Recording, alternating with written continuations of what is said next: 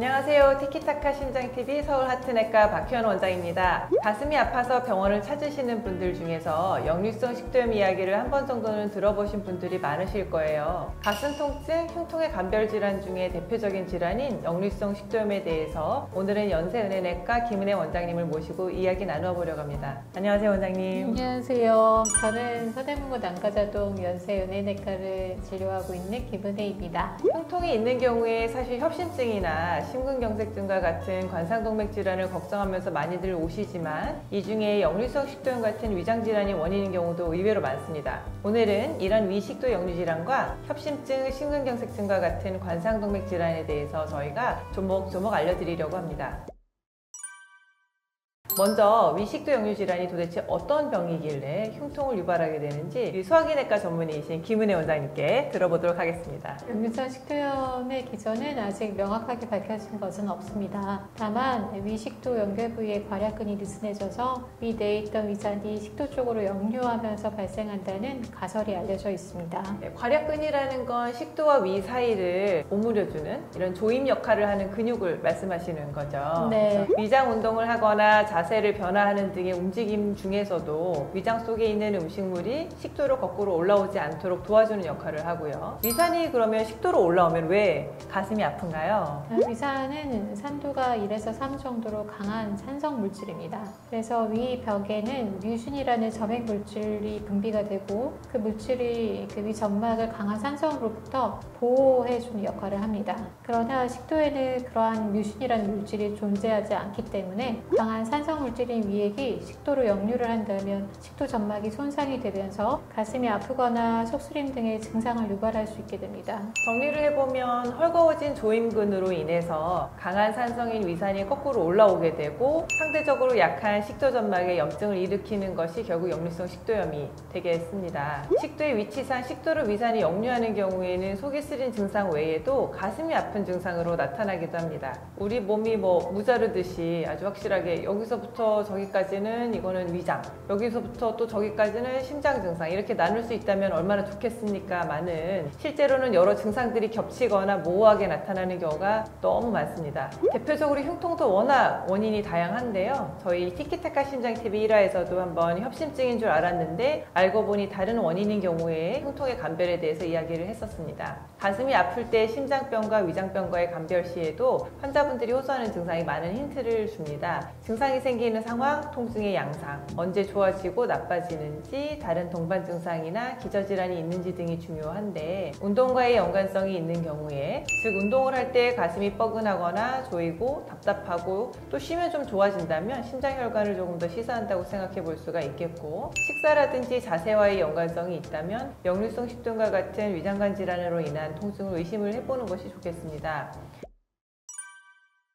근데 원장님 사실 굉장히 증상이 의심스러운데 막상 내시경을 해보면 식도염이 없는 경우도 있지 않나요? 이런 경우에 환자분들 입장에서 사실 굉장히 당황스러운데 어떻게 설명을 해주시나요? 내시경과 환자의 증상은 역류성 식도염에서 일치하지 않습니다. 위내시경 검사를 했을 때 역류성 식도염이 관찰이 된다 하더라도 증상이 없는 사람도 많고요. 내시경이 깨끗한데 증상만 있는 역류성 식도염 환자들도 많습니다. 따라서 역류성 식도염이 의심될 때 내시경이 진단을 위한 필수 검사는 아닙니다. 다만 증상이 애매모호하거나 50대 이상의 환자에서 식도의 병변이 의심될 때 다른 질환을 배제하고자 위내시경 검사를 시행할 수 있습니다. 역류성 식도염이 의심된다면 우선 위산 억제제를 처방하고 약제에 대해 증상 호전이 있다면 역류성 식도염의 가능성이 높다고 환자에게 설명합니다. 말씀하신 대로 이제 역류성 식도염이면 보통 저희가 이제 위산 분비 억제제와 같은 위장약을 쓰게 되는데 약을 먹고 얼마 정도 지나야 효과를 좀 볼 수 있는지 혹은 어느 시점에 추가로 검사를 더 받아보는 것이 좋을지 어떻게 생각하실까요? 전통적으로 많이 쓰던 위산 억제제는 위내에 있는 양성자 펌프와 반응을 해야 하기 때문에 대략 3일에서 5일 정도의 약효가 발생하기까지의 시간이 필요합니다.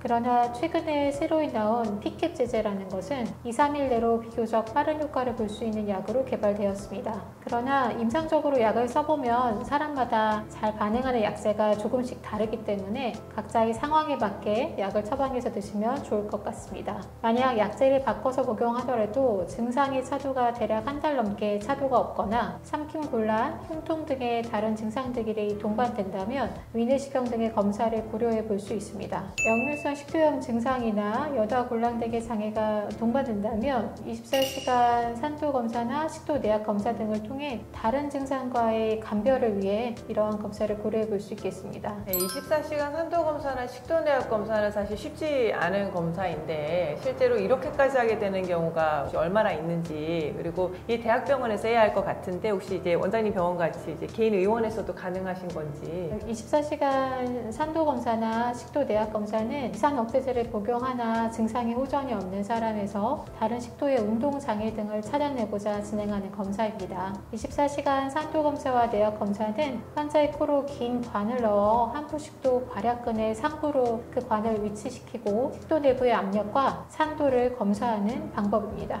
식도 내약 검사는 검사실에서 검사를 완료할 수 있는데 다만 24시간 산도 검사는 관을 코를 통해 넣은 상태에서 하루 정도 일상생활을 해야 합니다. 따라서 코에 넣은 관이 보이기 때문에 미관은 별로 좋지가 않고요. 그리고 환자가 관을 꽂은 상태에서 식사도 하고 일상생활을 해야 하기 때문에 매우 불편하고 번거로운 검사일 수 있습니다. 따라서 이러한 검사는 필요한 경우가 아니라면 잘 진행하지 않는데 식도 운동장애가 의심이 된다면 이러한 경우는 꼭 검사가 필요할 수 있습니다. 다만 이러한 식도 산도 검사와 식도 내약 검사는 3차 병원급의 대학병원에서 진행할 수 있겠습니다.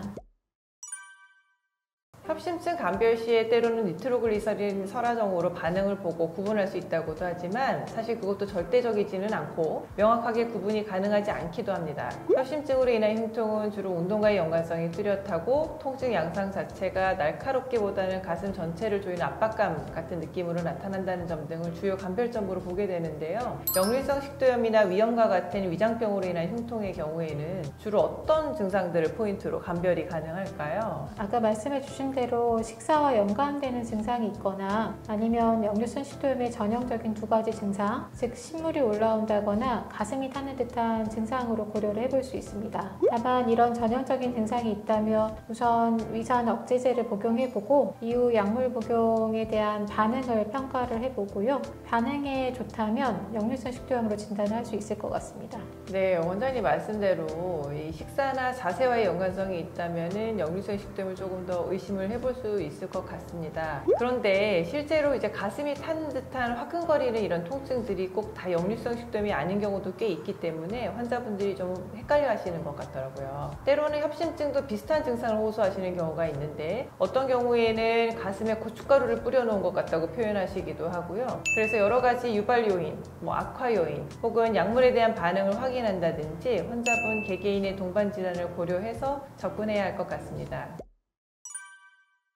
실제로 역류성 식도염과 협심증, 때로는 심지어 급성 심근경색증까지도 헷갈릴 수가 있는데요. 속이 더부룩하고 체한 것 같다, 가슴이 얹힌 것 같이 답답하다, 그리고 위장약을 달라 이렇게 이제 오시는 분들 중에서 급성 심근경색증이 숨어 있는 경우도 꽤 있습니다. 제 가까운 지인분도 속이 이제 얹힌 것 같아서 위장약을 먹고 버티다가 너무 가슴이 아프고 어지럽고 식은땀이 나서 결국 응급실로 가셨고 급성 심근경색증으로 응급시술을 하고 중환자실에서 꽤나 오래 계시다가 퇴원하신 분이 계시거든요. 이분이 그때 응급실을 안 가셨으면 돌아가셨을 거예요. 맞습니다. 그래서 저도 증상이 애매모호하거나 고혈압, 당뇨 등의 기저질환이 있거나 50세 이상의 환자들에서는 심전도 검사를 먼저 해보고 조심스레 약을 처방을 합니다. 그리고 약을 처음에는 5일이나 일주일 정도만 처방을 하고 환자의 증상 호전 여부를 반드시 확인합니다.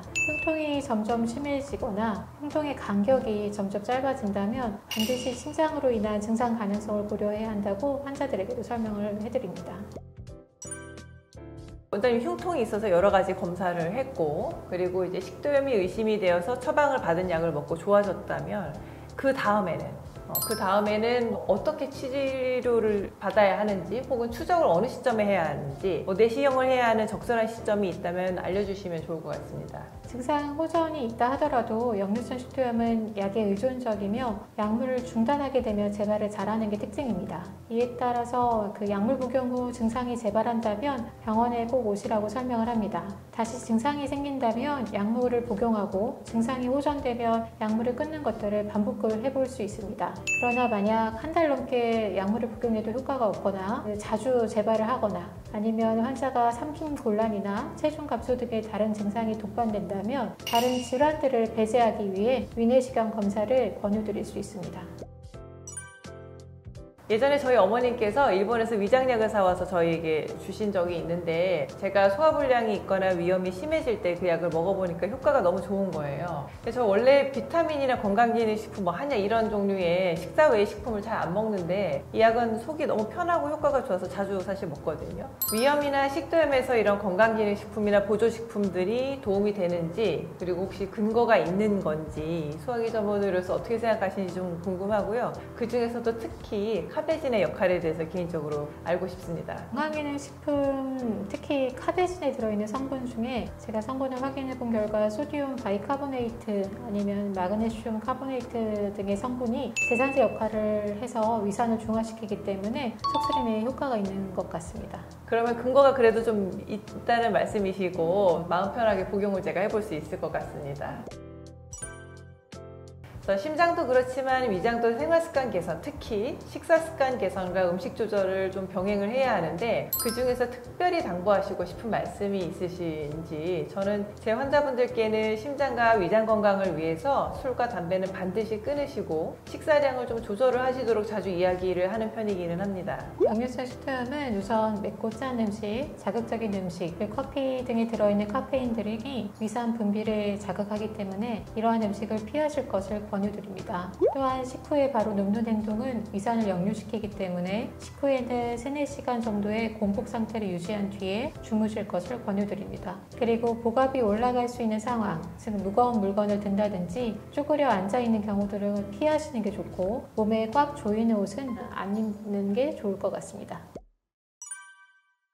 오늘 흉통의 또 다른 원인인 역류성 식도염과 협심증에 대해 이야기를 나누었는데요. 막상 가슴이 아플 때 어디로 가야 할지 잘 모르겠다고 하시는 경우가 꽤 있습니다. 김은혜 원장님 말씀대로 식사와 연관이 있다면 역류성 식도염 등의 위장질환을, 운동과 연관성이 있다면 심장질환을 조금 더 의심해 볼 수 있지만 잘 모르시겠다면 가까운 내과에서 원장님께 진료를 보시고 전문가의 판단을 들어보시는 것이 좋을 것 같습니다. 원장님, 마지막으로 서대문구에 숨겨두신 맛집이나 힐링 장소가 있으시면 추천을 해주시면 좋을 것 같아요. 제가 일하는 병원 근처는 명지대라서 대학가라서요. 그 주변에 맛집들이 꽤 많이 있습니다. 그리고 오고 가는 대학생들 사이에서 젊은 대학 시절을 다시 회상해 볼 수 있어서 그 대학가 근처가 참 좋은데 제가 맛집을 딱 한 곳으로 정할 수는 없지만 한식, 양식 등 아주 다양한 맛집이 있으니 한번 방문해 보시면 좋을 것 같습니다. 그리고 힐링 장소로는 저는 홍제천변에서 산책을 하는 것을 좋아하는데요. 식후에 복압이 올라갈 만한 무리한 운동보다는 1-2시간 정도 가볍게 산책을 하는 것도